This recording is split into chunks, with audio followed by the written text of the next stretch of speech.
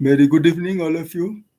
Right now, I'm thinking of speaking out what I think myself about what poetry is, how poems are written, who could be called poets, what could be the effects of poetry on people in general, particularly on readers, and also what sort of personalities these people should have who are called the great poets.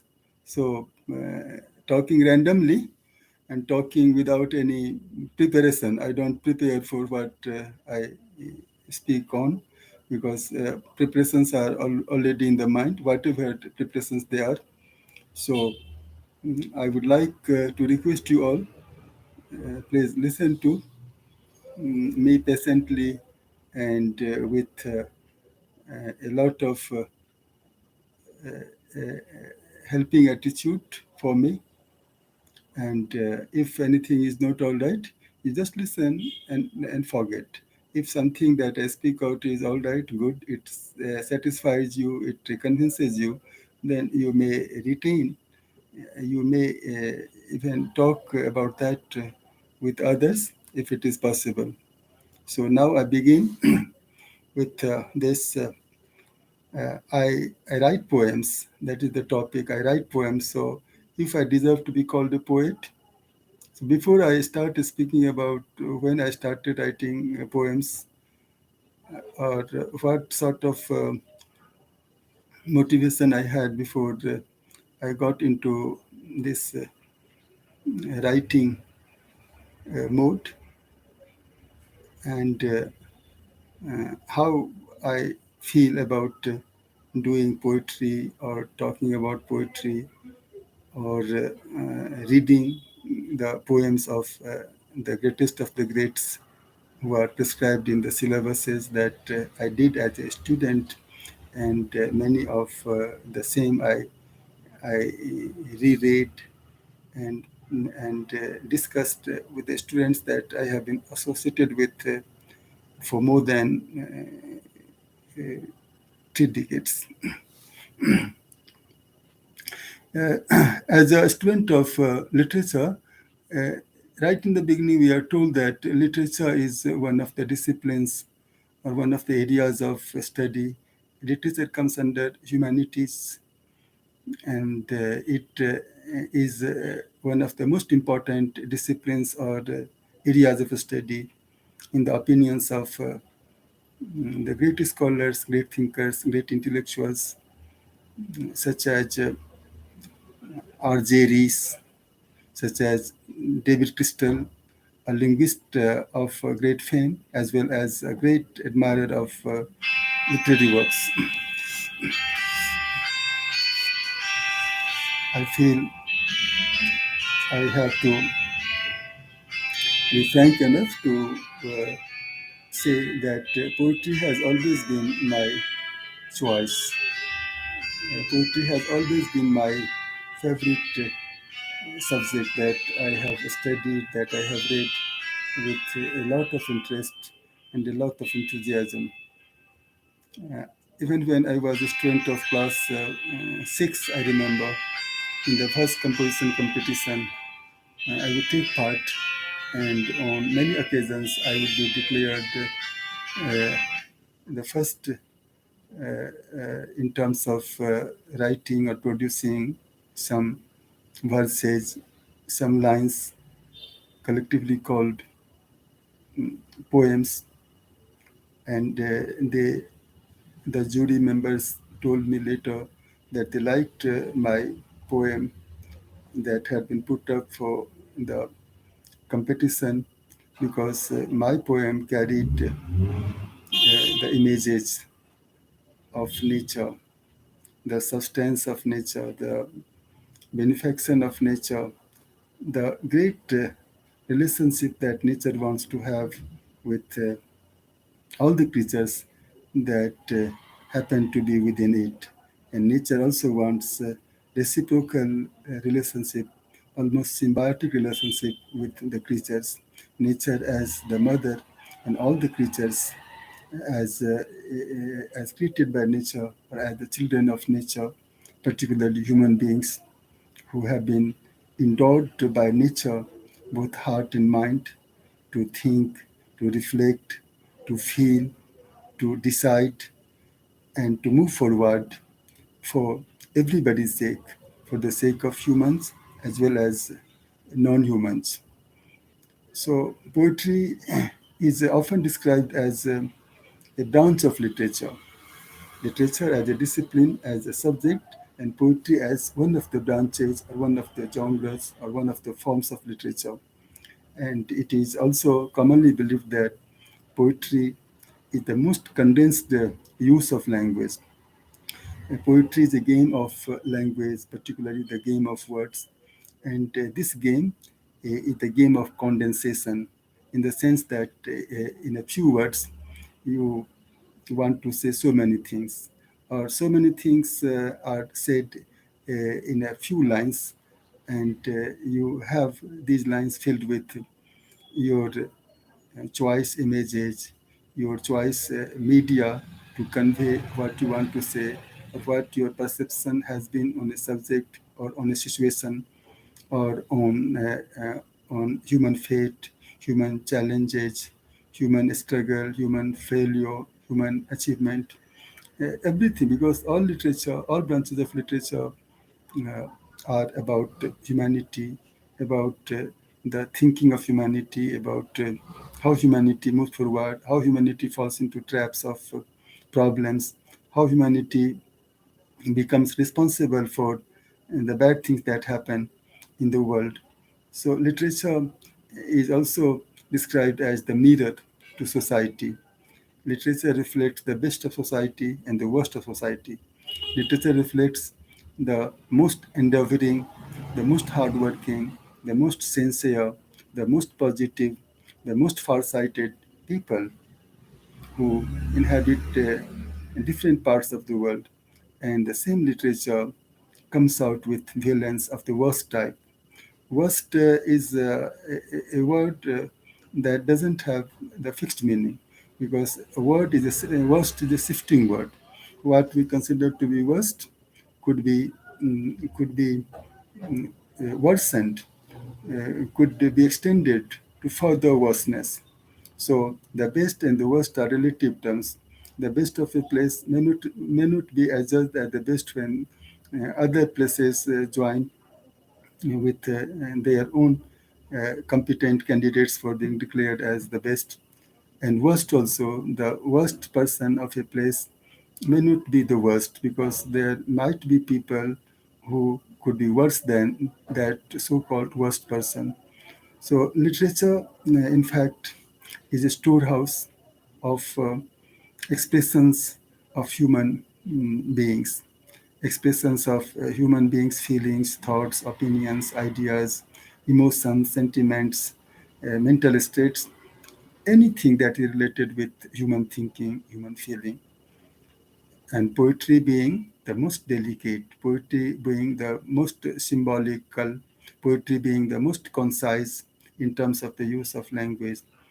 And above all, in my opinion, poetry gives liberty to its writer, its doer, because anything you say, maybe in rhymes, in free verse, in blank verse, anything you say, and if that anything really has a stamp of your heart, a stamp of your mind, a stamp of your emotion, or something that is readable, then it may be called a poem, or it may be called something that is like a poem. So I, when I think of how I began writing poems, then I think of how I used to get moved by the rainbow in the sky, the moving clouds in the sky, the ants' colonies, blackened stretches of their passage, and the birds flying in the sky, the frogs croaking in the rainy season in some of the places which I used to visit after the rains, and the snakes after the frogs, and frogs trying to have an escape from the snakes, and the birds making certain noises above when and they would be afraid of the snakes about to devour the frogs and the cows, the other animals in a zoo visiting time, seeing a tiger, seeing a lion, all kinds of animals. So, what sort of impressions I gathered after watching them, observing them, and I might have been afraid, I might have been in the grip of fear as to their ferociousness, as to their snakishness. Yes, snakishness not only of the snakes but other animals also, very cleverly preying upon the subordinate creatures, not aggressive or not capable of killing or predating. So all these things that I used to get hooked on with in terms of environmental, ecological, natural habitats and their inhabitants.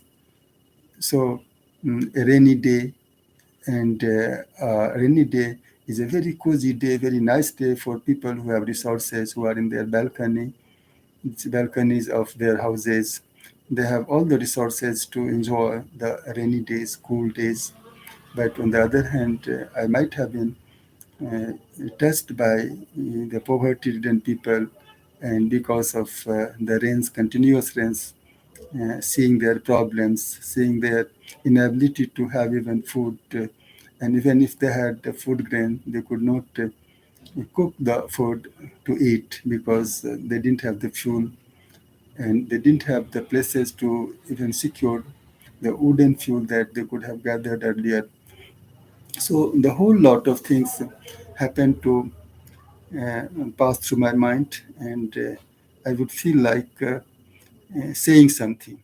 So I used to say something to myself, but then I would also think about saying something to myself, but in the form of using words on the paper and collecting these words in lines and then reading those lines and then making an impression to myself that, well, these lines really say something, and anybody who happens to read these lines perhaps would get something about how I feel about nature, how I feel about how things happen in our life, how I feel about fate, circumstances, favorable and unfavorable.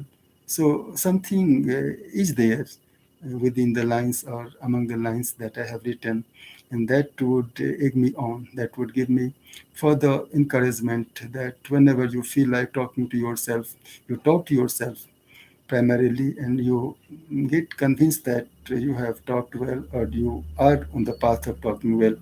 And then in order to make your talking to yourself a bit permanent, because nothing is permanent but relatively permanent, because talking to oneself and then after 10 days forgetting actually what was the main subject of talking, intrapersonal talking. So why not have some sort of stability to the talking in terms of writing, because writing extends life to what is spoken in the mind, what is spoken in terms of sounds. So when on pages of paper, words are written, and then they remain, uh, if not forever, at least for a relatively longer period of time. And then I uh, should share with you what I heard from my teachers about the formal definition of poetry. William Wordsworth is quoted so often around the world in terms of what he had said, what poetry should be, or what poetry actually is. He had said poetry is a spontaneous overflow of powerful feelings. It takes its origin in emotions recollected in tranquility. So, for Wordsworth, poetry was not something like a product that comes out through labor, through lots of thinking, lots of drafting, lots of manipulation.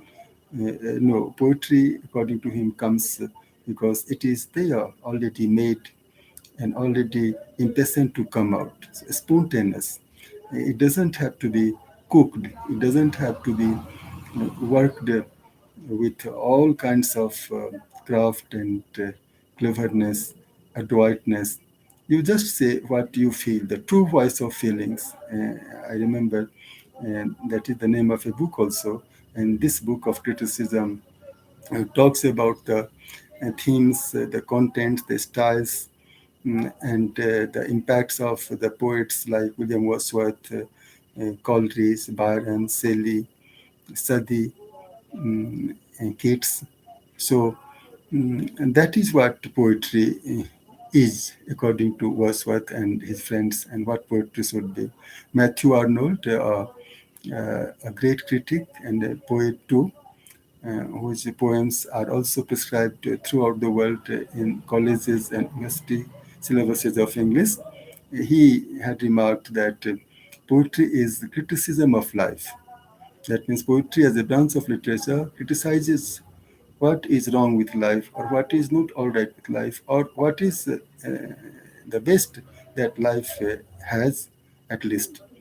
And he made this remark in the light of John Keats's poetry. John Keats's poetry, passionate poetry, and so much of lively poetry, so much full of life. His poetry had been. So, in the context of his great merit as a poet, Matthew Arnold also made a remark that if John Keats had lived 5, 6 years more, uh, he would have surpassed Shakespeare in terms of not only the volume of poetry, but in terms of greatness of poetry, intensity of poetry, lifelikeness of poetry, how his poetry was criticism of life, which he spoke in regard to how much passionate Keats was in describing the conditions of life, the positive conditions, the negative conditions, the fateful conditions, the conditions beyond the control of man, uh, the conditions that had much to do with the tragic and sorrowful life of human beings, not because of their misdeeds, but because of circumstances beyond their control, and because of fate, because of mysteries of this human life on this earth. And then we have, if we go back to the ancient time, Plato.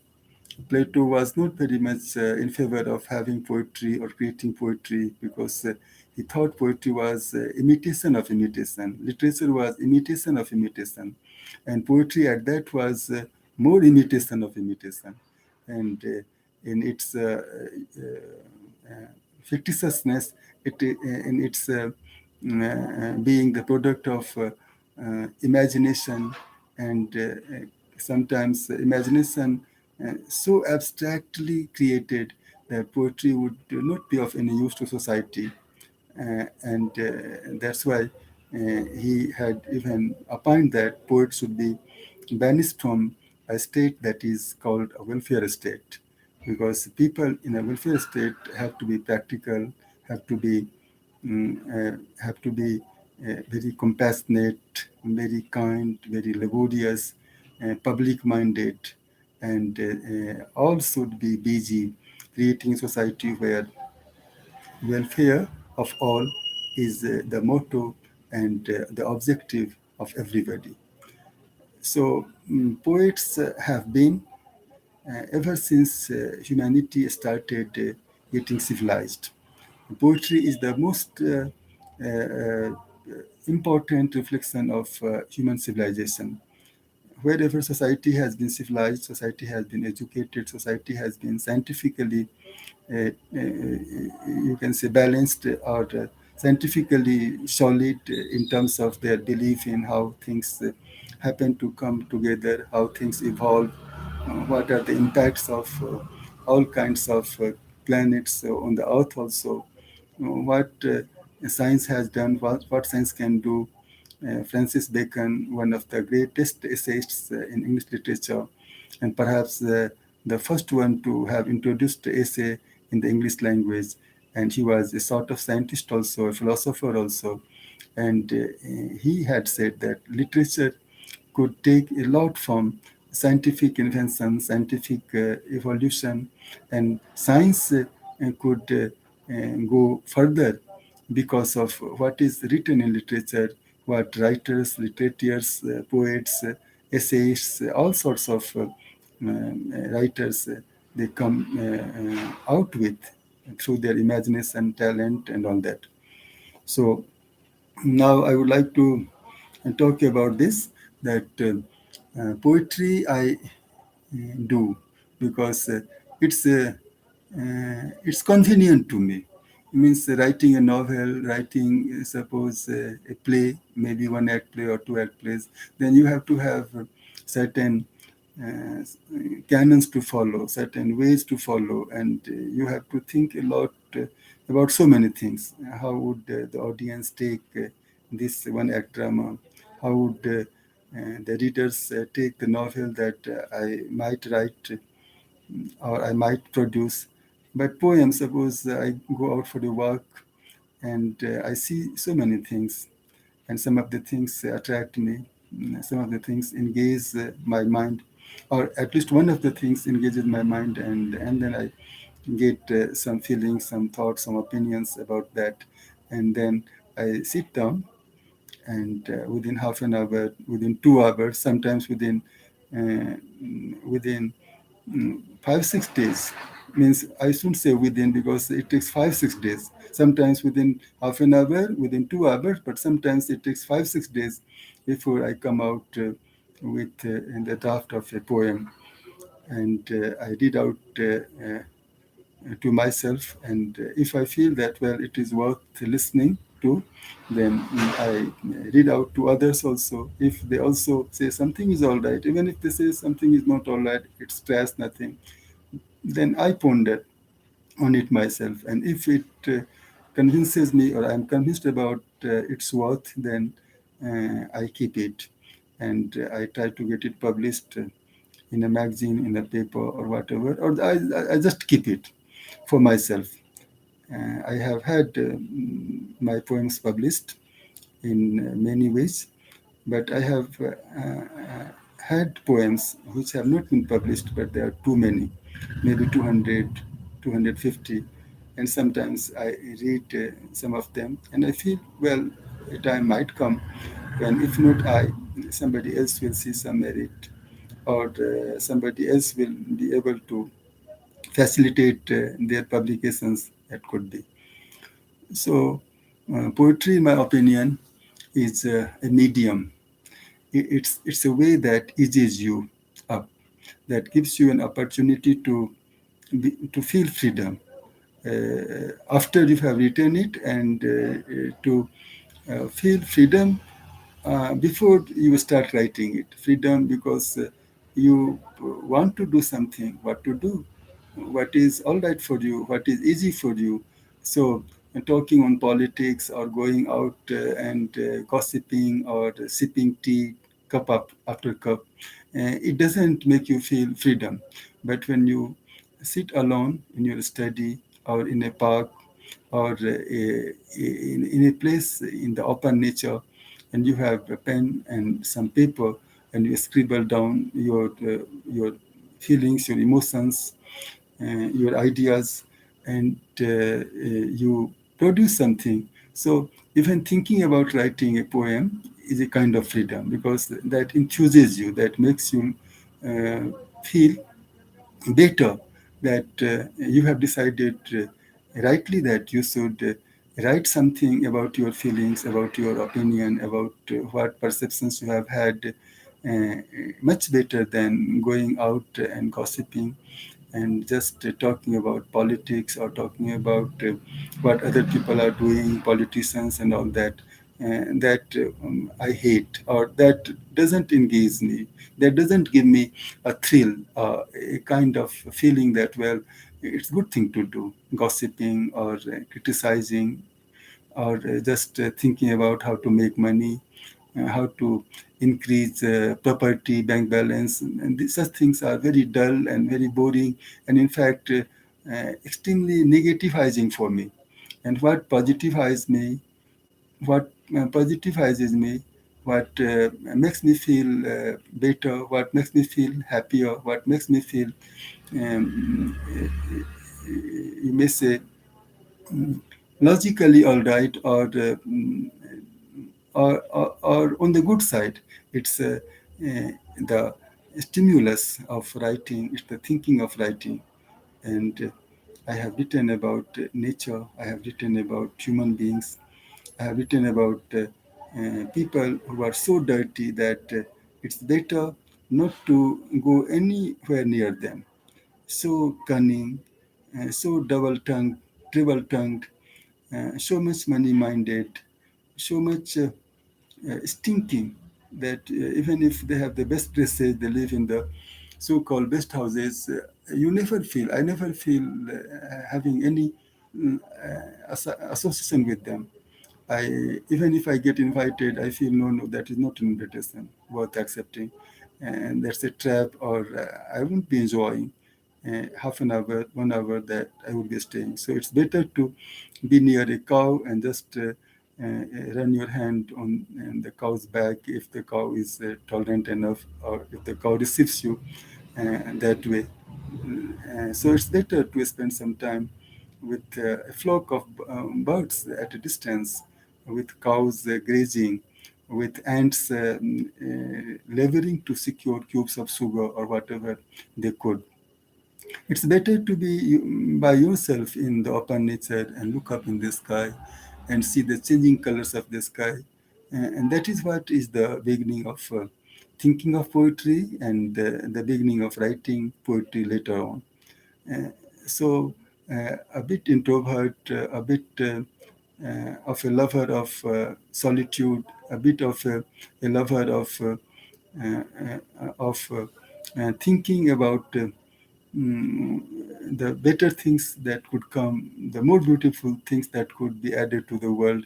That something like a hobby always fascinates me, and I have been in that fascination for some time, and even now, when I am still uh, a student, I think as a student I read, I write, whatever I can. I listen to music, I watch cricket, I play table tennis in the most pleasant and enthused way. I move along the bank of a river on my own, sometimes with somebody that I may be liking. So this is how poetry's genesis happens in reference to me. And poetry gives me freedom, it gives me relief, it gives me joy.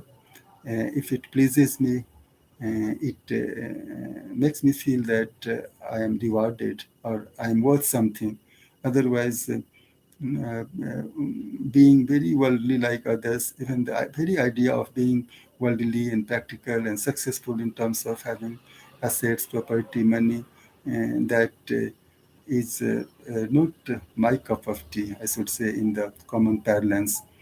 I always feel better when I am in the company of nature. I am in the world of the songs.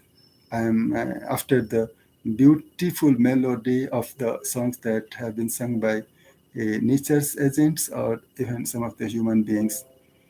Poetry makes me feel that my life is worth living because of it, because of reading poetry of great writers like Wordsworth, Shakespeare, Spencer, Kalidasa's poetry. I can't read everybody because I don't have that much time and I don't have that stamina also. But whatever poets and poetry I have come across through the syllabuses or syllabi that I have handled as a student myself or as a teacher, I love Milton.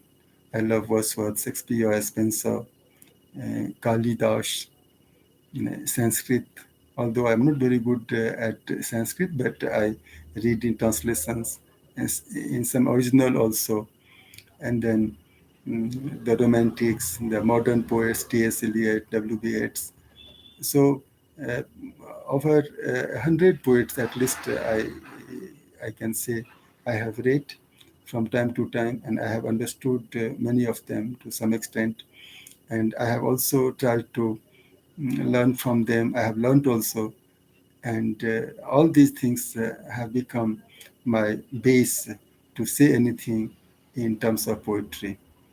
So poetry to me is my friend, my companion, my teacher, my philosopher, my guide, my inspiration, and I will continue to be in the company of poetry, in association with poetry, in the spirit of writing poetry, thinking of poetry, thinking of great poets, and giving them my thanks, and telling them how grateful I have always been to them for initiating my mind into poetry, or making me feel attracted to poetry.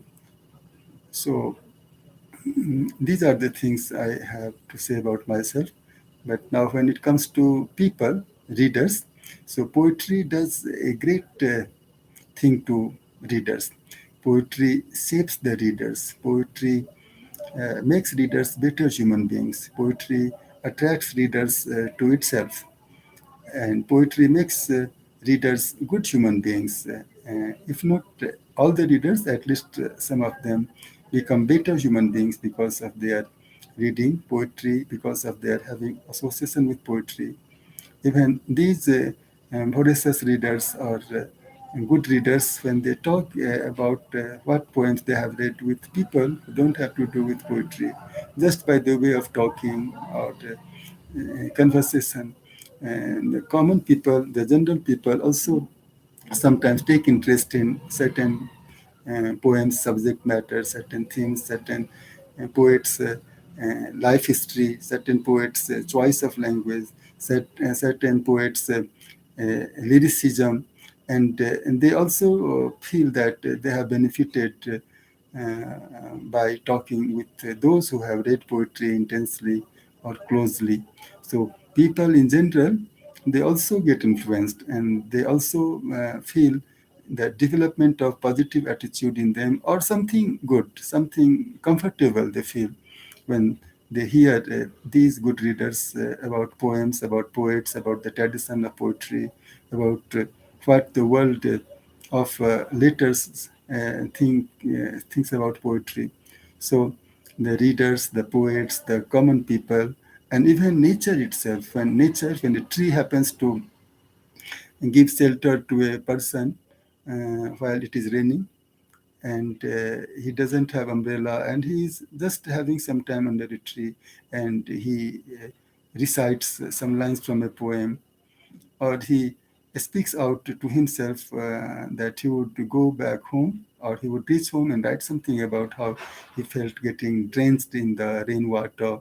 So even the tree becomes happy that, oh, this person is close to me, this person is emotionally rich, sentimental, this person has an urge to leave something for other people, or do something that is very nice to do. Because writing, reading, nobody can say that writing, reading are bad exercises. Reading exercise, writing exercise, talking to people who have read a lot, who have written a lot, and getting attached with them, talking about them, praising them, all these things are creative. And creative things must be done. Creativity must be promoted at whatever level somebody does at a larger scale, and somebody does at a very lower scale. But any attempt at doing something in the creative world is a very praiseworthy attempt. So I love people who love poetry, because I love poetry and I love myself. That at least I can say about myself that I have attachment with poetry, reading, poetry writing, poetry doing. And if not much, at least something positive is with me, something good is in my thinking, that I associate myself with literature, with nature, with beauty, of work, beauty of deeds, beauty of intentions, peace, non-violence, and all that. And the best poetry is all about all these things. Thanks a lot for listening to me. And I thank you in anticipation if you happen to listen to what I have said in this stream later on. So thanks a lot once again. God bless us all. Bye bye.